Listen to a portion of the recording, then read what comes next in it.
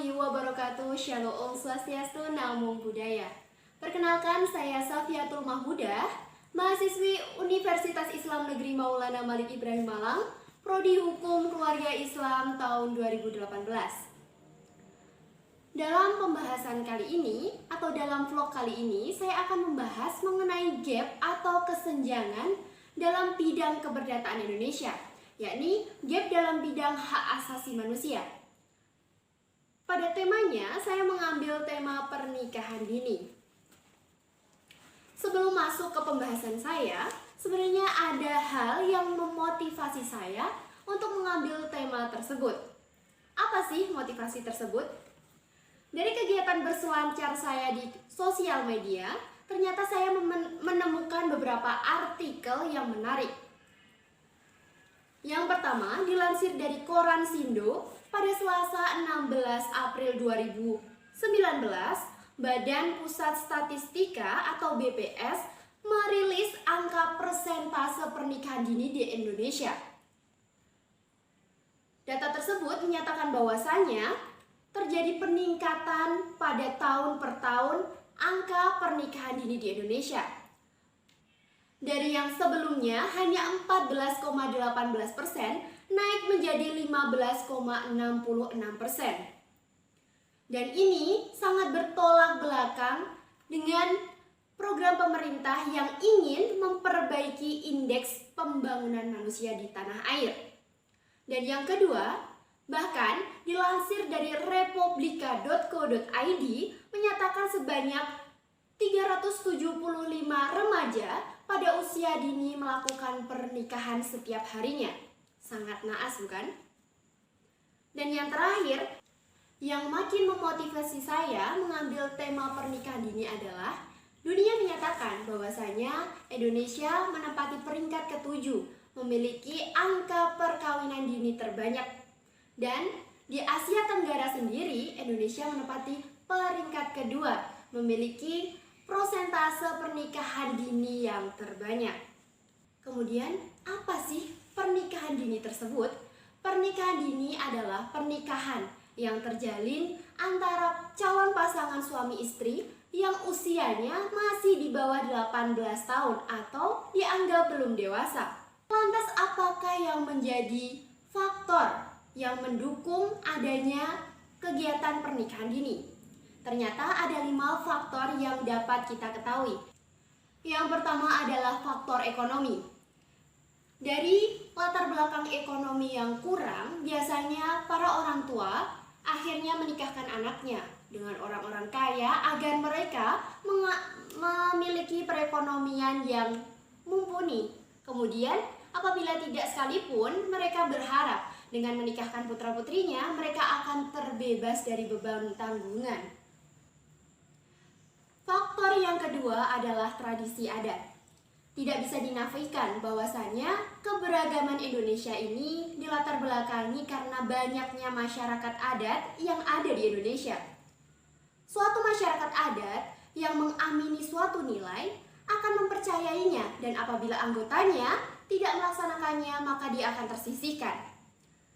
Dan apabila suatu masyarakat adat mempercayai akan adanya pernikahan dini dan mengamininya, maka barang siapa yang tidak melaksanakan perkawinan dini, maka dia akan terdepak dari masyarakat adat tersebut. Faktor yang ketiga adalah pendidikan yang rendah. Tidak bisa dinafikan kembali bahwasanya di tengah era globalisasi ini, meskipun banyak teknologi yang mendukung adanya perkembangan pendidikan, karena wilayah negara Indonesia yang sangat luas, pemerataan pendidikan di Indonesia jauh dikatakan dari merata. Maka akibat dari adanya pendidikan yang rendah, cita-cita orang tua hanya satu, menikahkan anaknya akhirnya. Nah, itulah menjadi latar belakang kenapa terjadinya pernikahan dini. Kemudian, faktor yang keempat adalah salah menggunakan media sosial. Nah, kasihan ya sobat, karena banyaknya konten-konten yang tidak bisa difilter di media sosial, terkadang banyak orang atau anak-anak yang kurang siap menerima informasi tersebut. Banyak informasi-informasi yang berbau seksual dapat kita akses dengan mudah, dan hal tersebut bisa memotivasi anak untuk melakukan hal tersebut, dan bahayanya mereka akan berkeinginan untuk melakukan perkawinan dini. Faktor yang terakhir adalah hubungan seks pranikah. Akibat pergaulan yang bebas, walhasil mereka akan mencoba-coba, yakni hubungan seks di luar nikah. Apa sih hasilnya? Akhirnya si perempuan akan hamil, dan jalan keluarnya untuk menutupi aib tersebut adalah dengan menikahkan anak tersebut.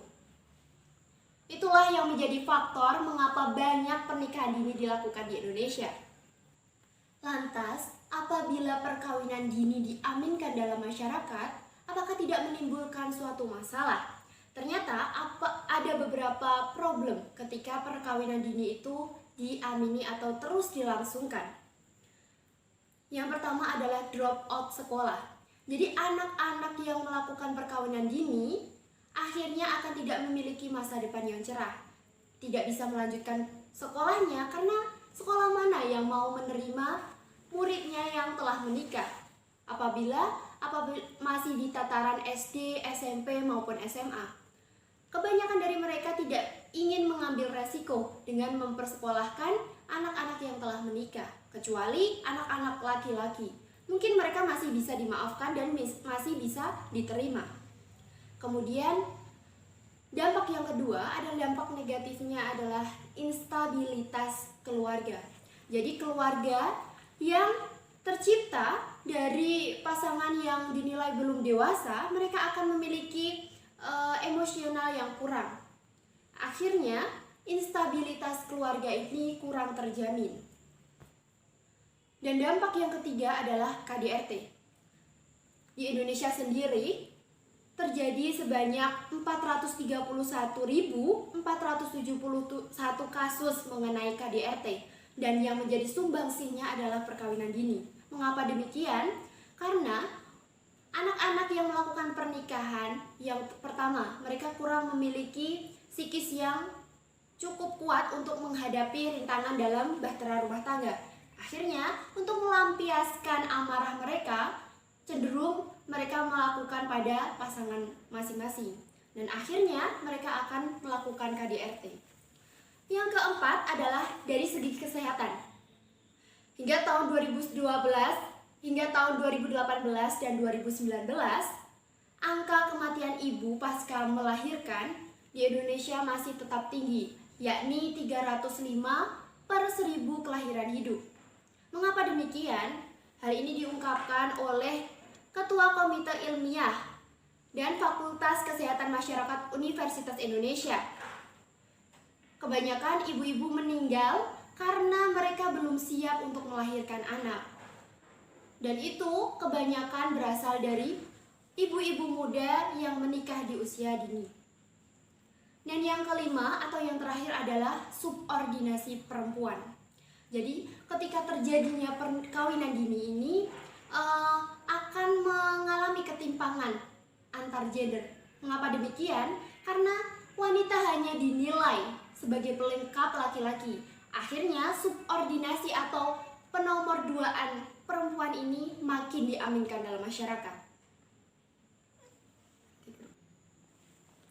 Kemudian, melihat fakta yang ada di depan mata, bagaimana tanggapan syariah dan HAM mengenai pernikahan dini? Secara syariah, banyak orang mengaminkan adanya pernikahan dini ini dilatar belakangi karena pernikahan Rasulullah dengan Aisyah.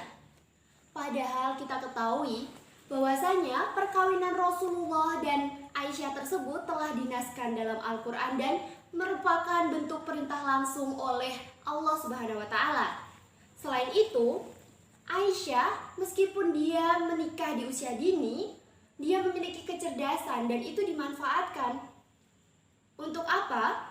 Dia dicap sebagai ummahatul mukminin, yakni sumber dari referensi berbagai literatur mengenai Nabi Muhammad.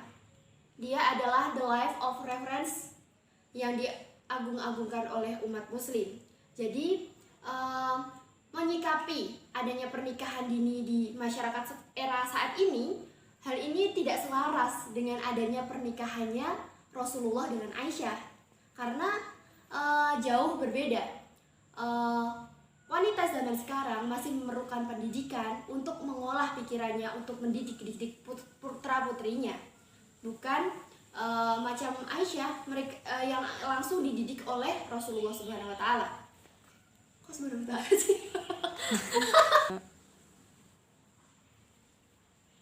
Dan menyikapi perkawinan dini di era sekarang, wanita sekarang itu masih memerlukan pendidikan. Karena apa?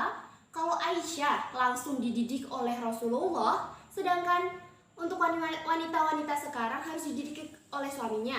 Hal tersebut tidak mungkin bisa dilakukan, maka darinya wanita harus memiliki bekal pendidikan yang mumpuni untuk mendidik putra-putrinya.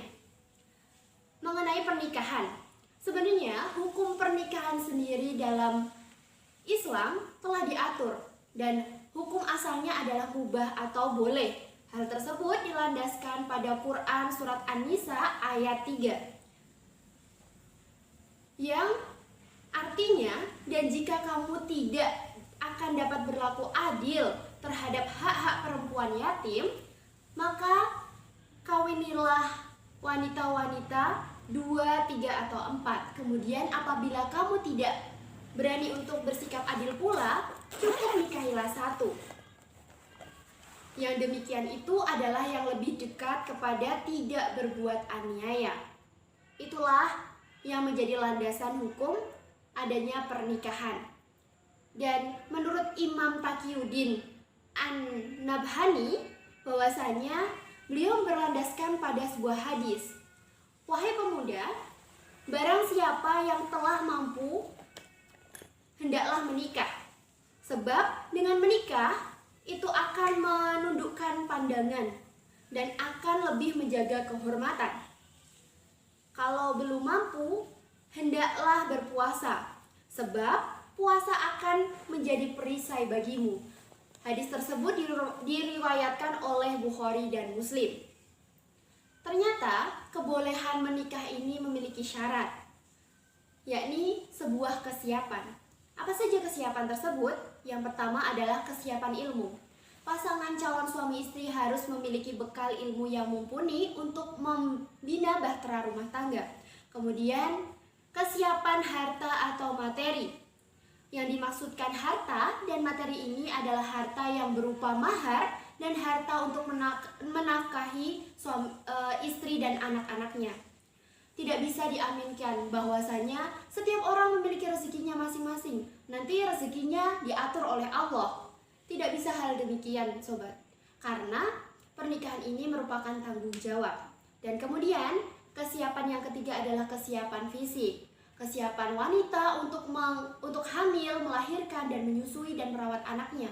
Hal ini tidak bisa ditinggalkan karena melihat dari data yang tadi, bahwasanya angka kematian ibu di Indonesia ini sangat tinggi ketika pasca melahirkan. Hal tersebut harus benar-benar diperhatikan. Islam sendiri sangat melindungi jiwa-jiwa manusia. Jadi pernikahan dini ini bukan hanya keinginan semata, tapi harus memperhatikan kesiapan-kesiapannya. Kemudian bagaimana tinjauan atau tanggapannya menurut HAM sendiri?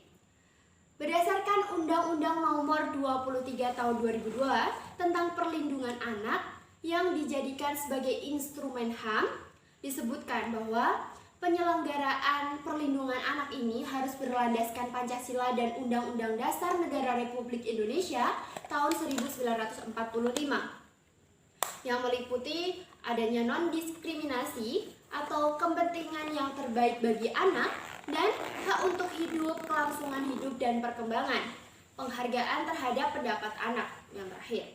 Dan di dalam Undang-Undang Nomor 23 Tahun 2002 ini, dalam pasal 26 ayat 1 disebutkan bahwasanya orang tua berkewajiban dan bertanggung jawab untuk mengasuh, memelihara dan mendidik serta melindungi anak-anaknya. Kemudian di Undang-Undang Nomor 21 tahun 2007 tentang pemberantasan tindak pidana perdagangan orang. Jadi melihat latar belakang yang ada di Indonesia ini, sebenarnya perkawinan dini dinilai sangat kurang tepat. Karena apa? Hak-hak kepentingan anak itu sangat-sangat tidak dihargai atau dikesampingkan. Orang tua ingin membebaskan bebannya dengan menikahkan anak padahal dia belum terpenuhi hak-haknya. Jadi dari segi HAM sendiri, pernikahan anak itu atau pernikahan dini tersebut tidak bisa diamini. Lantas bagaimana dengan hukum perdata di Indonesia? Ternyata dalam penyusunan hukum perdata di Indonesia dengan mempertimbangkan pasal 28B ayat 1 Undang-Undang Negara Republik Indonesia tahun 1945, konteks pelaksanaan HAM membentuk keluarga melainkan juga telah menimbulkan diskriminasi terhadap perlindungan dan pemenuhan hak anak sebagaimana yang dijamin dalam pasal 28B ayat 2 Undang-Undang Negara Republik Indonesia tahun 1945. Maka darinya, Undang-Undang Perdata kita melakukan revisi atau pembaruan, yakni Undang-Undang 16 tahun 2019 ya, atas perubahan Undang-Undang nomor 1 tahun 1974, bahwasanya perkawinan sekarang hanya boleh dilaksanakan ketika pria maupun wanita pasangan calon suami istri tersebut telah memenuhi usia 19 tahun. Tapi, tidak bisa dipungkiri bahwasanya nyatanya di lapangan sendiri berkata lain. Karena apa? Di lapangan sendiri pada pasal 7 ayat 1 tersebut yang mewajibkan pasangan suami istri harus berusia minimal 19 tahun tersebut akhirnya goyah di pasal 7 ayat 2-nya. Karena apa? Di situ diperbolehkan untuk melakukan pernikahan di bawah usia 19 tahun tersebut dengan adanya dispensasi pernikahan. Namun, yang menjadi cacat di sini adalah dispensasi pernikahan hanya ditujukan atau berdasarkan izin dari orang tua atau wali. Padahal secara kita ketahui, orang tua atau wali memiliki motivasi besar untuk menikahkan anaknya itu untuk terbebas dari beban tanggungan mereka. Selain itu, ukuran izin dari orang tua ini berlandaskan apa ini belum terlalu disampaikan melalui regulasi kita atau di Undang-Undang nomor 1 tahun 1974 ini. Nah, jadi itu permasalahannya di bidang perdata, teman-teman sekalian. Adanya dispensasi pernikahan ini mulai menggoyahkan adanya kewajiban untuk memenuhi usia perkawinan 19 tahun. Nah, sebenarnya permasalahan lain juga mengenai akses. Kurang informasinya, kurang mendapatkannya informasi masyarakat mengenai bahaya atau imbas-imbas dari pernikahan dini. Maka dari itu, pesan saya untuk teman-teman yang memiliki motivasi untuk melakukan pernikahan dini, yang pertama adalah ketika kalian masih bisa bermain, masih bisa bercanda dengan teman-temannya, masih bisa sekolah dan berjumpa dengan guru-guru kalian, nikmatilah prosesnya. Jangan sampai kalian terburu-buru. Karena hal yang terburu-buru biasanya tidak akan baik untuk kita. Maka dari itu, kawan sekalian, pesan saya adalah menikahlah di waktu yang tepat. Karena hal itu akan berdampak pada masa depan kalian yang cerah. Jangan lupa untuk komen, like, dan subscribe ya. Dadah, Assalamualaikum warahmatullahi wabarakatuh.